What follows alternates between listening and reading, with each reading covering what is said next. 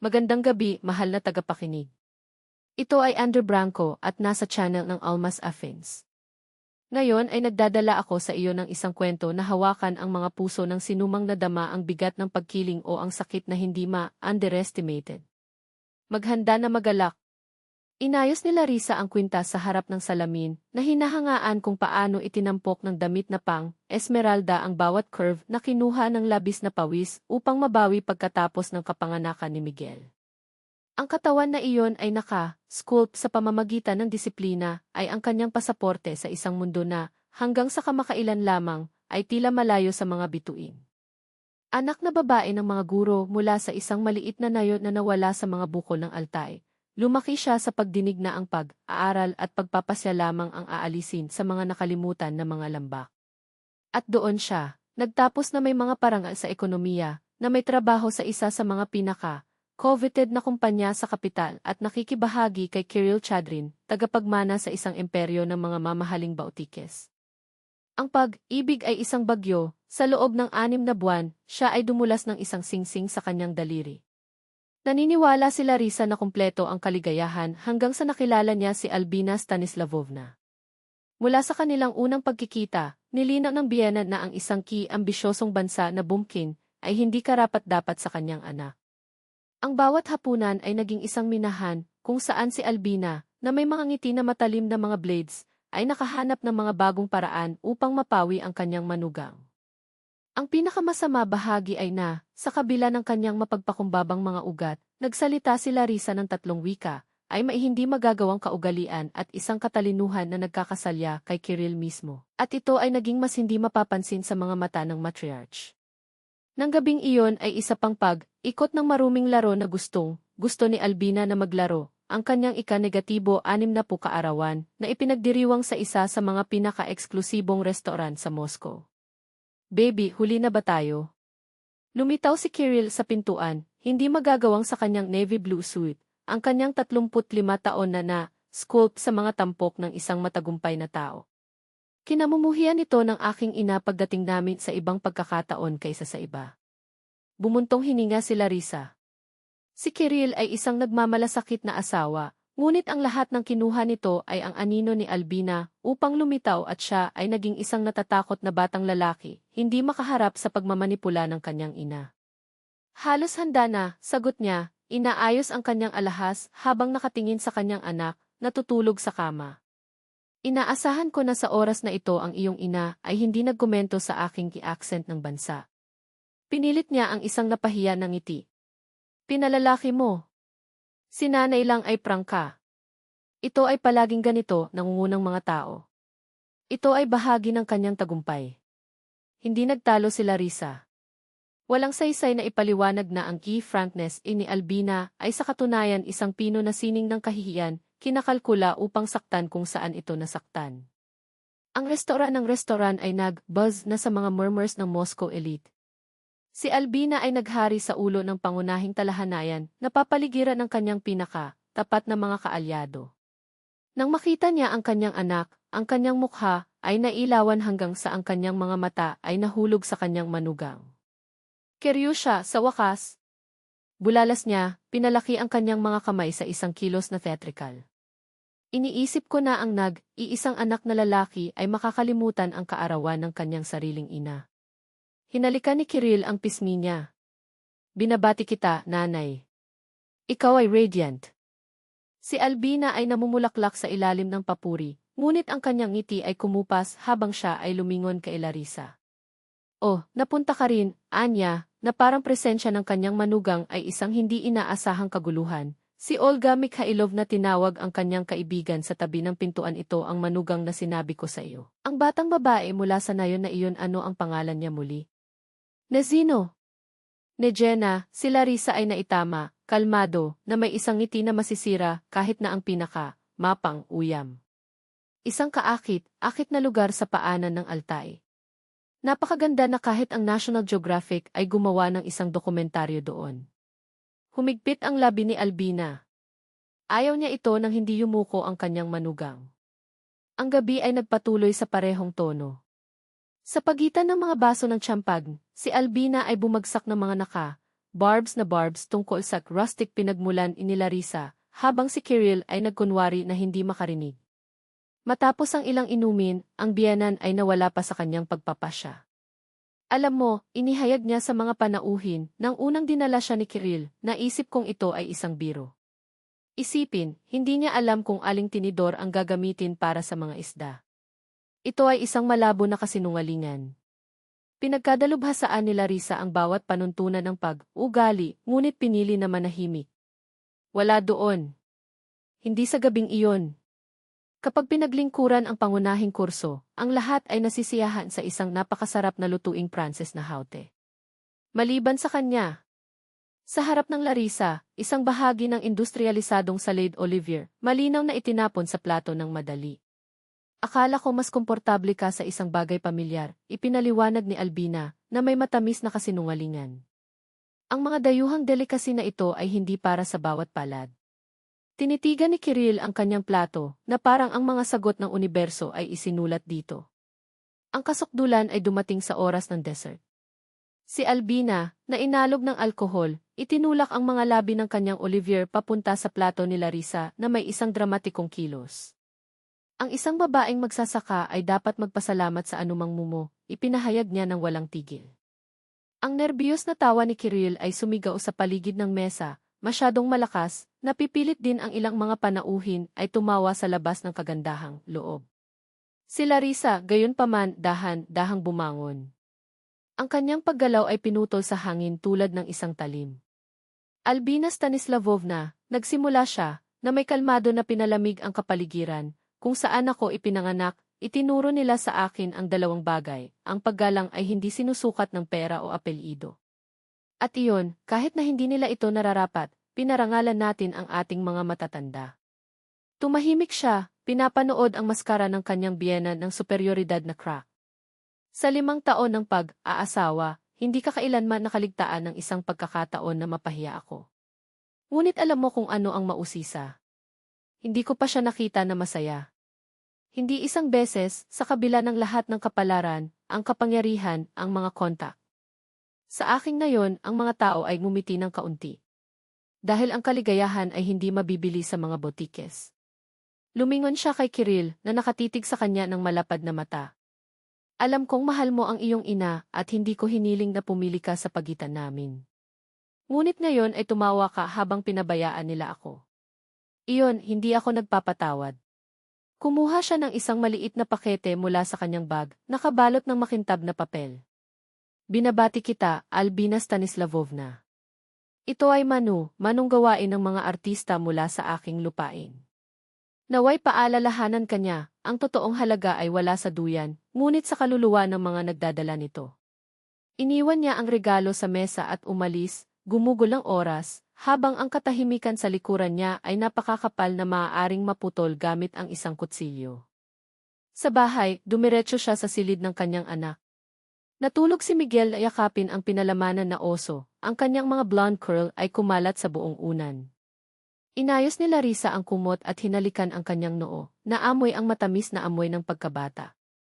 Hindi niya alam kung ano ang nauna, ngunit ang isang bagay ay tiyak, walang sinuman, kahit na ang ina ng kanyang asawa, ay muling tatapakan ang kanyang dangal na may kawalang kilos.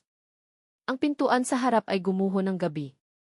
Ang mga hakbang ni Kiril ay humina sa koridor, dahil sa alkohol o pagkakasala, hindi mahalaga. Siya ay tip sa silid at natagpuan si Larissa nagising, ang kanyang mga mata ay naayos sa kisam. Dapat ay ipinagtanggol kita, nagbulong siya, pagkatapos ng mahabang katahimikan. Hindi ko karapat, dapat ang iyong kapatawaran. Tumalikod siya sa kanya. Hindi ito isang katanungan ng kapatawaran, Kiril. Ito ay isang bagay ng paggalang. Karapat, dapat ako tulad ng iyong ina.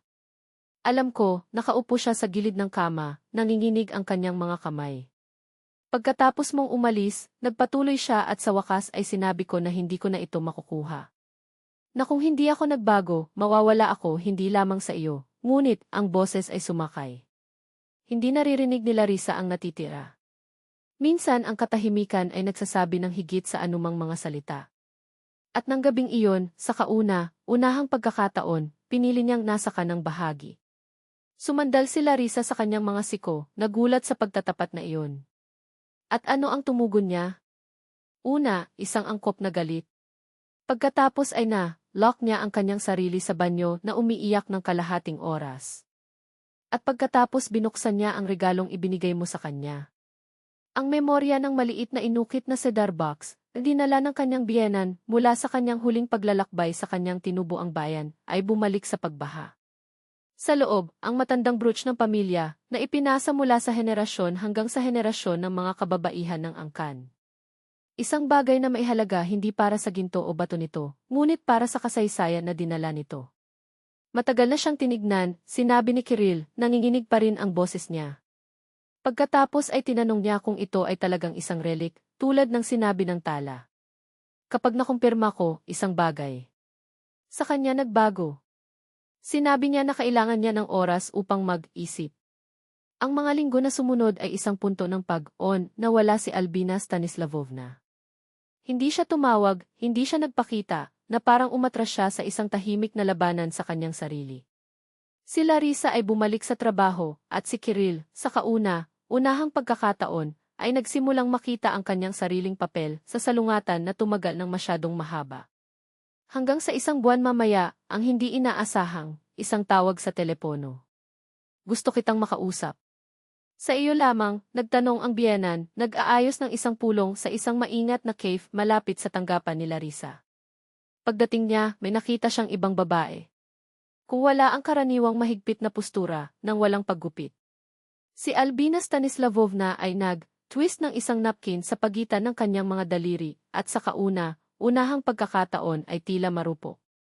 Salamat sa pagdating, nagsimula siya, sa sandaling umupo si Larissa sa harap niya. Nais mo bang makipag-usap? Tumango ang biyenan, huminga ng malalim bago sumisid sa mga salita na hindi niya naisip na sabihin.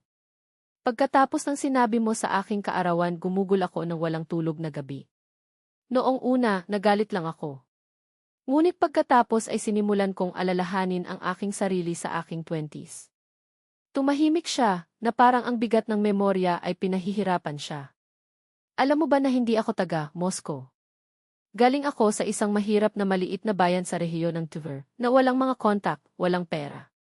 Kailangan kong ipaglaban ang bawat crumb ng aking nakamit. Nakinig si Larissa, nagtaka.